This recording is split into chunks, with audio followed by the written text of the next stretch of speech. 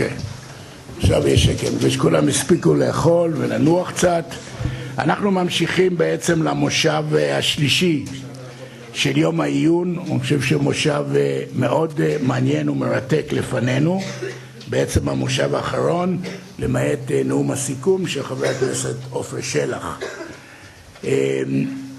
אנחנו עוסקים בדיון במושב הזה בהשלכות הגלובליות של הצטרפות סוריה לאמנת הנשק הכימי וההסכם להוצאת הנשק הכימי מסוריה.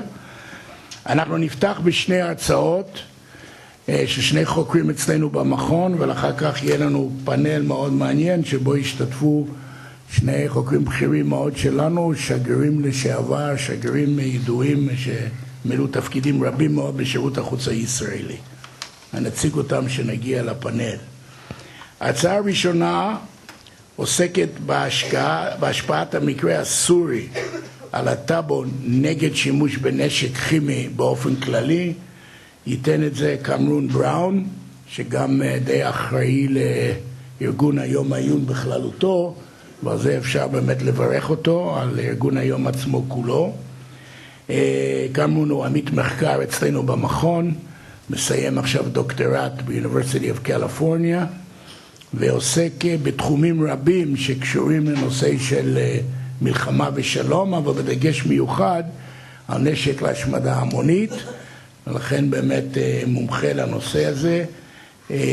וכאמור הוא ידבר על השפעת המקרה הסורי הקונקרטי, על אותו טאבו עולמי כללי. יש כמובן הסכם לאיסור השימוש בנשק כימי, אבל יש גם מעבר לזה איזשהו טאבו מוסרי, מאז כידוע סיומה של מלחמת העולם הראשונה, וזה יהיה הנושא שהוא ידבר עליו. קמרון, בבקשה.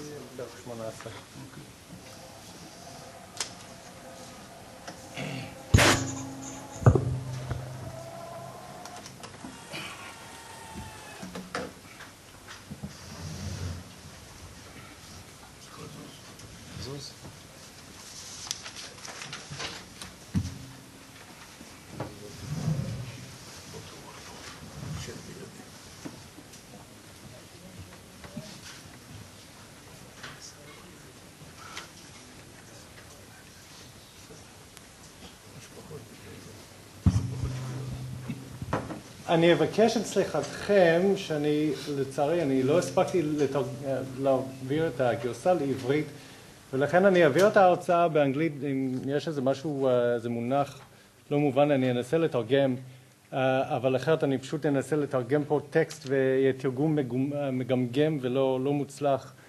השאלה פה, כשמסתכלים על, now I've said I won't tell you in Hebrew, I'm starting to do it in Hebrew.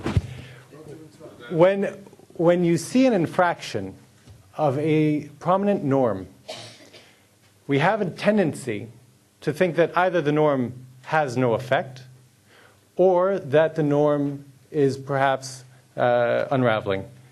However, like testing air pressure, frequently the best way to know the strength of a norm is actually in its violation. And so what I'm going to argue here is that the Syrian and both the international reaction to the Syrian use of chemical weapons shows us that the norm against chemical weapons use has never been stronger. And more counterintuitively, I'm going to suggest that prominent norm violations actually strengthen a norm. And that was the case here. Specifically, if the international response is sufficiently unified, and if the clear, in other words, that infractions are inexcusable, and if the clear norm violations are going to be punished so that it imposes a greater material cost on the violator of the norm than the potential benefits of having violated it. What I'm going to do in my talk, and I'll try to keep it on time, is first of all talk very briefly about what is a norm, because I think there's a great deal of confusion about this. And why would anyone obey a norm in the first place? Then talk about the methodology for how we can think about knowing what a norm, how strong a norm is, and the history in 2 minutes, and really it'll be 2 minutes, history on the chemical weapons taboo. And then I'm going to look at Syria as opposed to previous instances of use on the chemical weapons and conclude. So a norm is essentially a standard of appropriate behavior for actors with a given identity. And this is a sort of textbook definition that you will see frequently on norms. It's important to understand that norms change. They're frequently in flux. For instance, slavery used to be fine, and then it was forbidden. What you see here is the norm on assassination of state leaders by other states.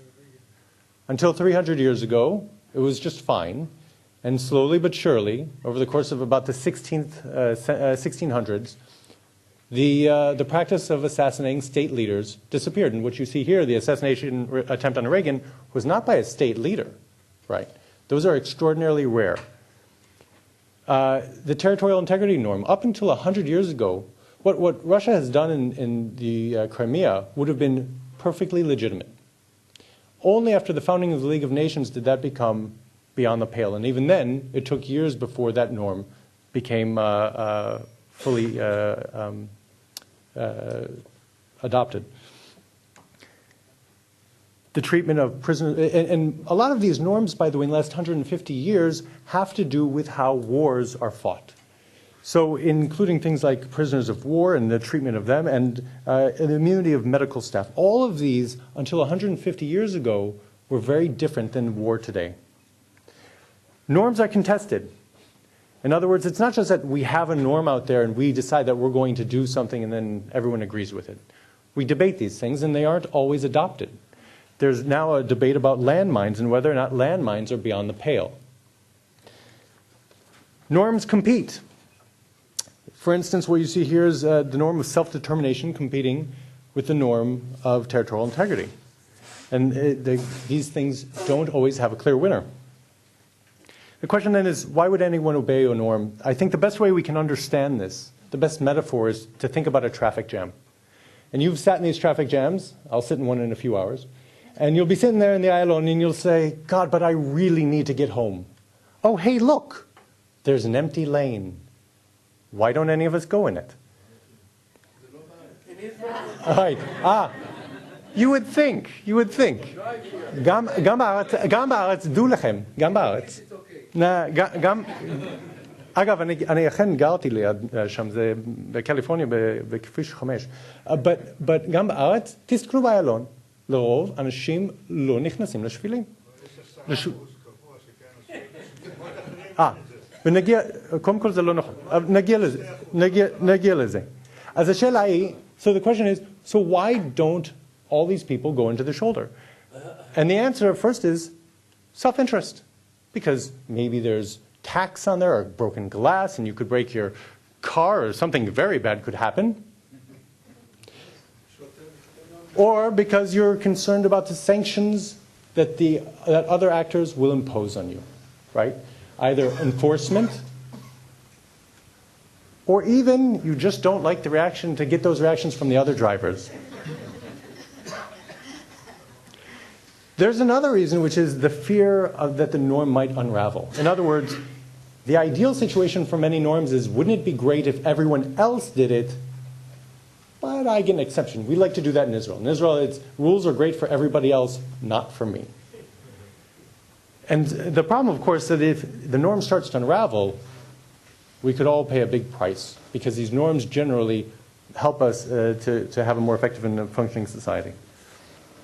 There's another reason why actors will obey norms, and that's identity. In other words, people will say, well, I'm not the type of state or person, whatever, who would do such a thing, right? There are states where leaders will use chemical weapons on their own people.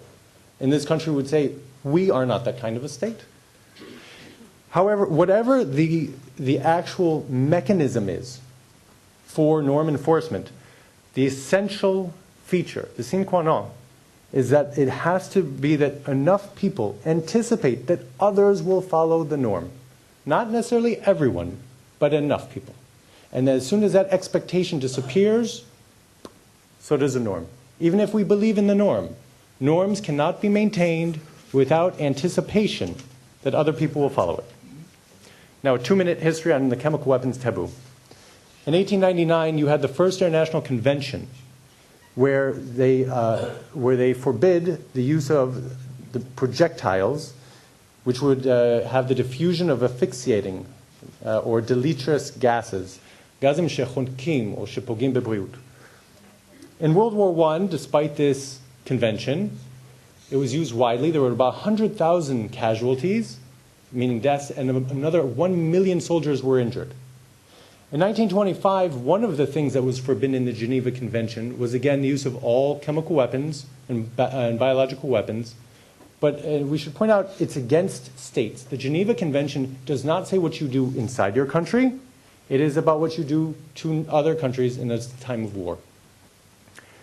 In World War II, there was very, very little use of chemical weapons on the battlefield. There was, of course, a lot of chemical weapons used against us. But on the battlefield, very, very little. And I'll talk about that in a minute. Professor Beraon mentioned this, and I would like to take issue, actually, with his description of why that was the case. Since World War II, there has been, generally speaking, an increase in the number of states who pursued chemical weapons or possessed them up until the CWC was signed. And then what you see here is a big fall. There were a number of countries who especially obtained them in the 80s. Now realize that some countries are giving them up, but more are gaining them at the same time for most of these years. And to finish my 2 minutes of history on the chemical weapons taboo, since World War II, there have been 5 very clear cases of chemical weapons use.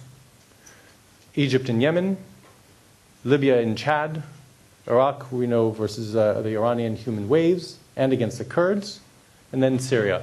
There have been other accusations of the use of chemical weapons, for instance, Vietnam against China, and its wars against China, the Russians in Afghanistan. There have been other accusations, but none of them are so clear as this. A word about methodology. So the ideal way to think about the norm strength would be to say, well, how often is this norm being violated, given the opportunity cost? עלות האלטרנטיבית, עלות של אופציה השנייה. Now, I actually have a wonderful little formula like this, but I'm not going to talk about formulas because it really gets kind of hairy. But what I want to focus on is this question of opportunity cost. Because again, we have this idea that chemical weapons, and I have to tell you, not only Professor Beraon, I myself had an article coming out with Dudu Friedman, who he and I were organizing this conference, and we say that the limited effectiveness of chemical weapons was one of the reasons states were willing to give them up, sometimes unilaterally.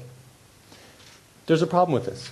The problem is that if it's so ineffective, why is it, for instance, that so many countries continue to pursue them? In particular, why is it that so many countries used them? We have a number of cases also before World War II where they used chemical weapons even though they knew that they would face some unknown diplomatic cost, right? Italy uses chemical weapons against Ethiopia in 1935. They know there's a cost. They don't know how big, but they used it anyway. If they thought it was totally ineffective, why would they use it? Same with Iraq in the 1980s. They understood that there was a problem with using it. They used it anyway. And the other issue is that since World War II, potential users have actually taken advantage of this, what they'd call hysteria, surrounding the effectiveness of chemical weapons. Germany, before World War II, even said, look, all of the talk in the League of Nations about how terrible chemical weapons is good for us, because if we start dropping chemical weapons on London, they'll be in a panic. And so really by turning chemical weapons into a weapon of mass destruction, it increased the incentive to pursue them. And you see this here, right? That Saddam Hussein, when he's threatening Israel, says, we'll use chemical to burn half of Israel as a way to deter Israeli attacks on Iraq. What I want to talk about then is this other question on methodology of how can we think about norm strength? And I want to argue that looking at these violations is a good way to do this because we can look at what do people say when they violate the norm. What do their allies say? And what do the victims or the adversaries say? So that if we have a weak norm, then what you're going to see is that the person or the actor who has violated the norm will say, yeah, but I don't agree with that norm. Or you'll say, it doesn't apply to us. If you have a moderate norm, it's like my children. They'll go, but he did it first. And they'll revert to what we call reciprocity. Yes, it's not great that I violated the norm, but this other side did the same or worse before I did. And so we can't expect me, remember, mutual anticipation that we're going to live up to this norm. If I anticipate that he's no longer going to live up to it, then the norm goes away.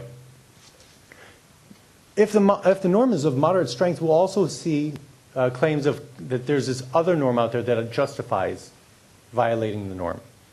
But if the norm is truly robust, then essentially what you should get out of actors is denial that they ever violated it. Because there's no norm, there's no competing norm, there's no he did it first, for instance, that will justify very strong norms being violated.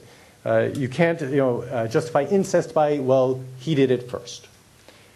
So if we take a look then at the Syrian case, what do you see? The first thing you see is denial, that the Syrians denied outright and throughout that they actually used chemical weapons.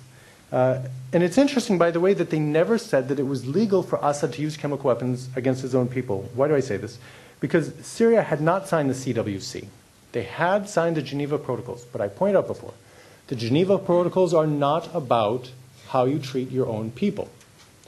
Let me give you an instance of this to prove this. So the British and French at one point wanted to make tear gas also illegal under the Geneva Convention, and the Americans said no. Why? Because they said, how could it be that a gas that we can use on domestic publics we couldn't use in interstate war? So the Geneva Convention has always been understood to be only regulating behavior between states. So Syria had no legal obligation not to use chemical weapons on its own people. And they could have used this technicality to get out of it. The point of a very robust norm is legality and legal loopholes don't really cut it, right? If we look at the Allies and you look at Russia, again, throughout they denied that Syria had used chemical weapons. They didn't say that there was some extenuating circumstances that would have allowed for it. They spent most of their effort belittling the Obama administration's evidence that Assad had actually used chemical weapons.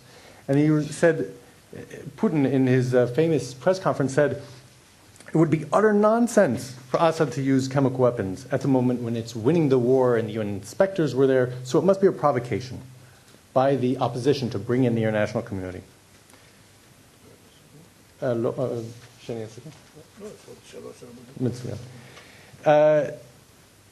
The strength was also of the norm is also evident in the fact that they got Syria to not just give up their weapons, but also sign on the CWC with what I'd say is really record speed. Same, by the way, if we look at Iran.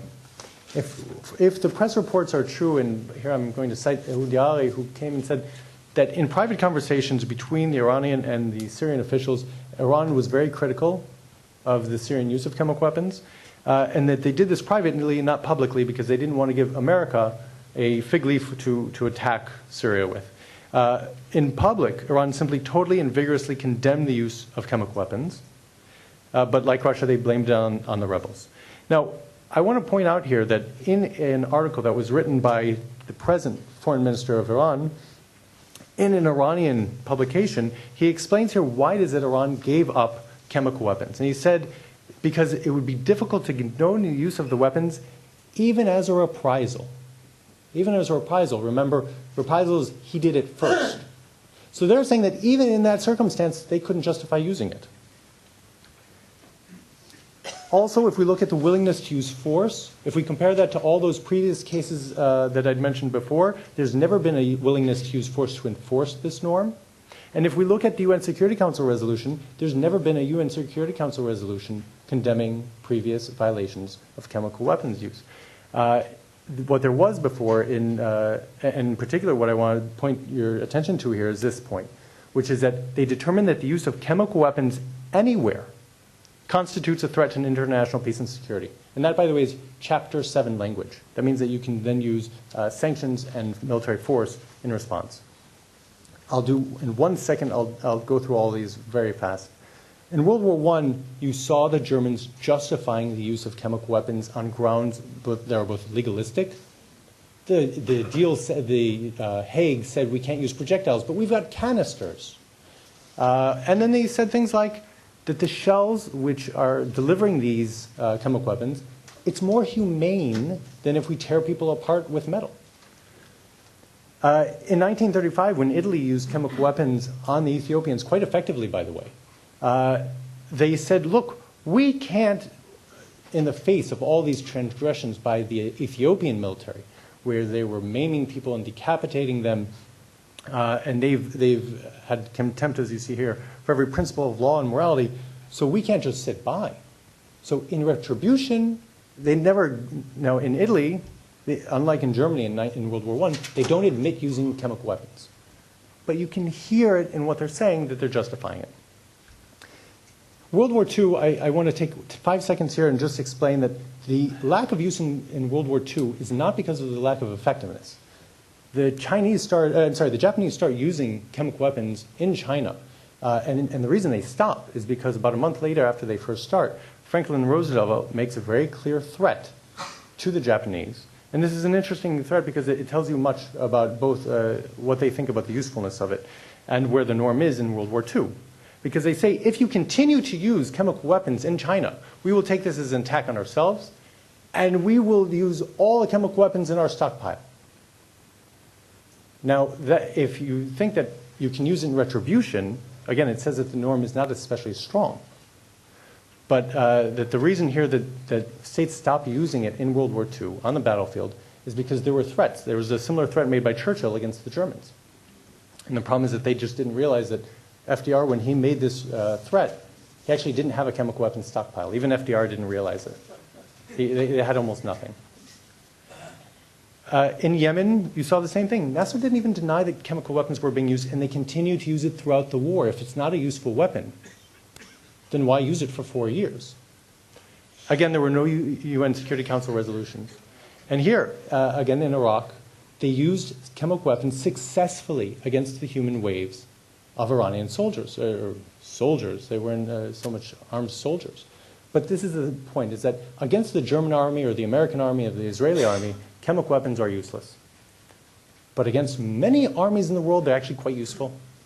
And we should realize when we think about opportunity costs that there is, in fact, use. I'll just conclude with 2 notes on norms. One, how to weaken a norm, and that is to use salami tactics. In all of these cases, starting in World War I, Italy, World War II, you name it, it always starts the same.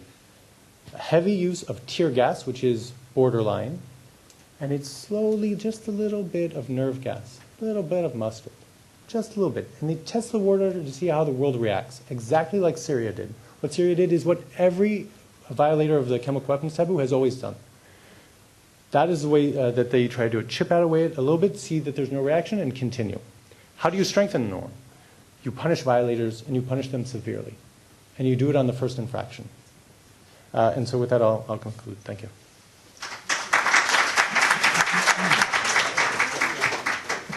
So anyway.